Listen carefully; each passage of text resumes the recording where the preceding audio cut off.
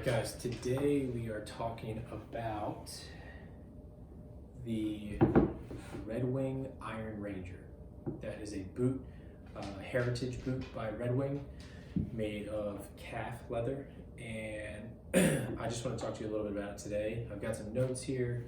We'll kind of briefly walk through why I think it's a top choice for anyone's shoe collection, but also it might be my favorite boot all around. Okay, so again, Red Wing retails for $320+, which is very expensive. At least once a year, Red Wing stores locally will run like a 20% off around Black Friday or Thanksgiving. The typical Red Wing break-in period, I'll give you a little bit of a more detailed spec on that. So with any pair of Red Wings, in my experience, you have to be patient, right? So they take a bit of breaking in, they take a little bit of thick socks, work in the yard, get them dirty, get them loose, get them maybe a little bit damp.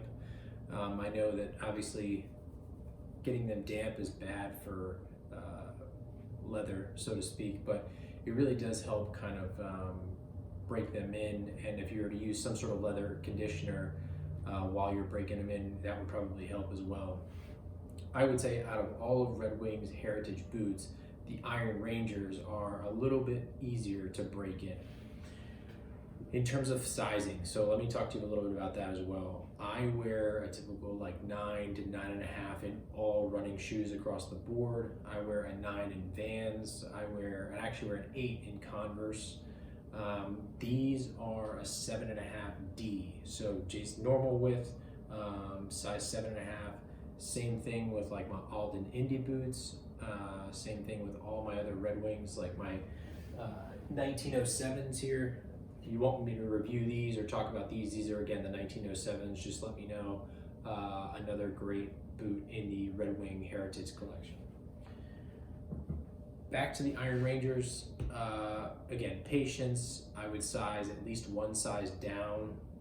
They don't come with any sort of a removable insole. I like the boot in general as a all-around sort of go-to because it is rugged. It comes with a Vibram lug sole. I believe this is the second iteration of this boot. The old version, which I did have at one point, did not have this lug sole, which just makes it even more versatile in inclement weather, wet weather, or snowy weather. It comes with a pretty rugged lace right out of the box, and I think for your money, it's absolutely a worthy spend, pending you were to get it at some sort of a discounted rate. 20% off is kind of where I would be cutoff mark wise for this.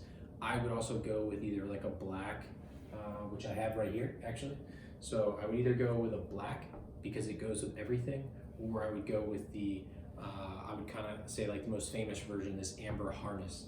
They do a rough out version, they do various other colors as well. They're good choices, they're just more specific. I think this ages really well. I think when you condition it, when you beat it up, when you condition it again, it only gets better. The Red Wing boots have a Goodyear welt, so they can be resoled if need be. They are very comfortable. You just have to give them some time. And I know that might sound a little bit ridiculous to some folks who just want to kind of pull a pair of shoes or boots, especially if they're going to be hiking in them or walking long distance. They want to just be able to pull them out of the box and wear them. I don't blame you. Boots like Danner hiking boots, they're right out of the box. They're very, very comfortable and they do the job. I just like the rugged look of this. I think it's a great pickup again because it's going to last you very, very long.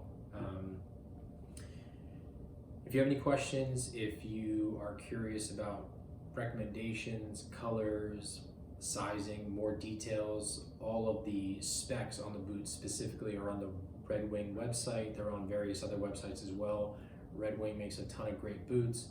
I'm a fan of these Iron Ranger boots by Red Wing.